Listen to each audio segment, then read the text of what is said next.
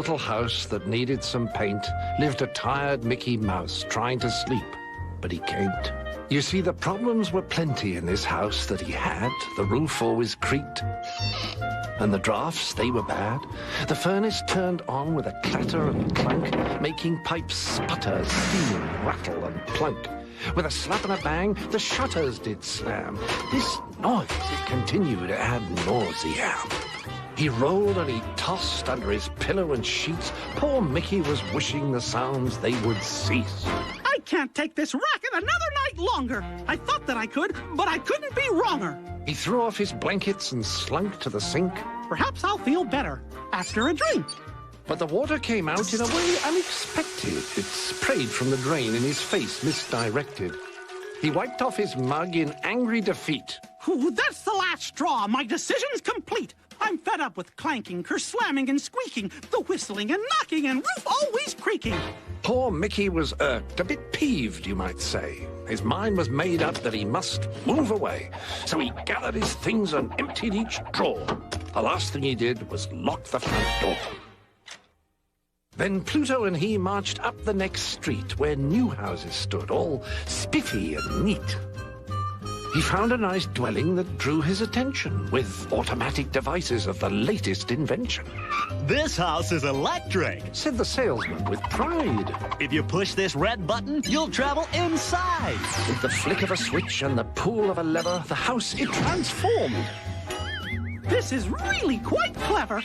The design's ergonomic for comfort, you see. Grinned the salesman as he pushed buttons 1, 2, and 3. The furniture folds right into the wall. It makes a great shortcut into the hall. This kitchen is sparkling. It's synthetic steel. There's even a robot who can cook you a meal. But how do the floors here all stay so clean? Should dust ever settle, there's a vacuum machine. Are there shutters that bang, slap, rattle, or slam? Not a one, not a bit, not at all, my good man. I'll take this new house. Said Mickey with zeal. After escrow and closing, the contract was sealed. This newfangled house is now where I'll stay. He then thanked the salesman and sent him away. So Mickey settled back in his modern recliner with buttons galore. Ah, what could be finer? Whatever he wanted was his right away. With a touch of a button, he got a snack tray. His chair, it reclined and rubbed his back so. Then on came some music and dimmed the lights low. Said Mickey with a yawn as he scratched on his head. Ooh, it's time for a bath. Then I'll toddle to bed. He pressed the red button and rolled across the floor. His chair went upstairs through the new bathroom door. With a splash and a splunk, the brushes did clean. What a wonderful thing, this bathing machine. Special arms then conveyed him off to his bed and tucked him in gently.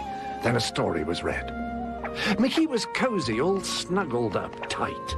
But he tossed and he turned as his thoughts did excite of buttons and switches and movable stairs, computer controls on reclining chairs. There's so many things in this house with to play. I want to stay up. I'll just sleep in the day. He leapt from his covers and slid past the clock. He flung open the door but discovered it blocked. There stood the robot. Its finger it wagged. Before Mickey knew it, by a seat he was grabbed. This just isn't right. I don't need a rest. I want to get up. Stop being a pest.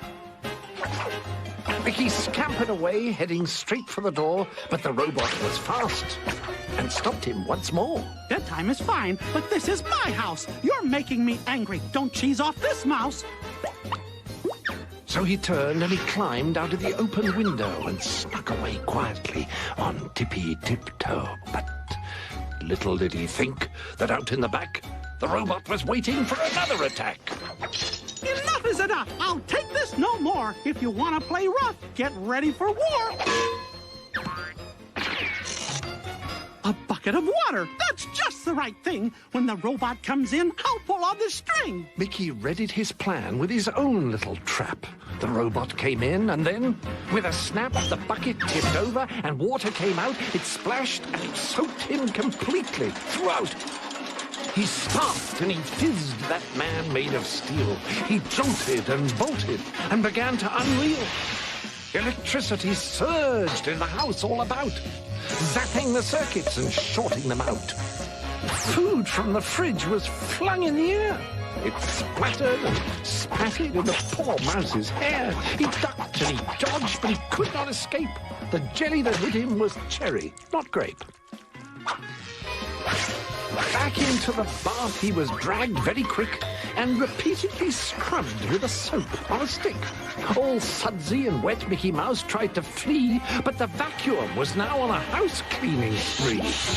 The hoses, they swung, they flailed, and they sucked. The brushes whooshed past, forcing Mickey to duck. He grabbed up a lamp and began to fight back. But right at that moment, the recliner attacked. Mechanical hands squeezed him up tight, but Mickey was valiant. He put up a fight. When things looked their bleakest and all hope seemed lost, Mickey picked up the chair and gave it a toss. It hit the controls and smashed them to bits. The buttons, they flashed and flickered in fits. Mickey spotted his chance to get safely away. He snatched up his dog and then he did say, This place is a monster, not what I'd call home. He watched that new house shake, sputter, and groan. It fell with a crash. In less than a minute, he turned to his pup and said, Glad we weren't in it. Dejected and sad, they both strode away, Mickey and Pluto with nowhere to stay. The rays of the morning added some light, greeting Micky Mouse with a warm, friendly sight. A little wood house that needed some paint. It wasn't quite perfect, but still, it was quaint. Oh, we could stay here, just for a while, said Mickey to Pluto with a wry little smile.